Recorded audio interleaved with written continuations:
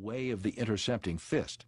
But Lee has now come to see that the ultimate truth does not reside in ways or styles, but within the soul of each individual. I do not believe in styles anymore. I mean, I do not believe that there is such thing as like Chinese way of fighting or the Japanese way of fighting or whatever way of fighting, because unless human beings have 3 arms and 4 legs, we will have a different form of fighting. But basically, we have only 2 hands and 2 feet. So styles tends to not only separate men, you know, because they have their own doctrines, and then the doctrine became the gospel truth, you know, that you cannot change, you know.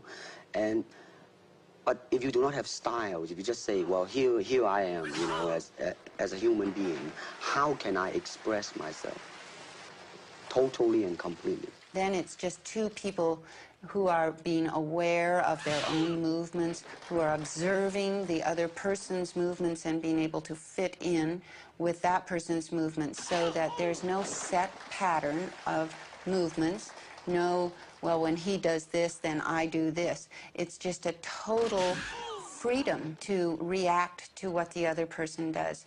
In fact, Bruce inscribes it perfectly on the back of this medallion, where he wrote the words that have become his motto. And it says, using no way as way, having no limitation as limitation. Over the years, this phrase has been somewhat misinterpreted, and people think of using no way as way to mean anything I do is okay, and anything I do is my way. I don't think Bruce really intended it to mean that way. He just meant not to be boxed in by a certain way, so that you never get into a situation where there's only one response. You adapt to what the situation calls for. I think Bruce had that down pretty well. When there's a way, then there lies the limitation. To me, okay, to me, ultimately, martial art means honestly expressing yourself. Now, it is very difficult to do.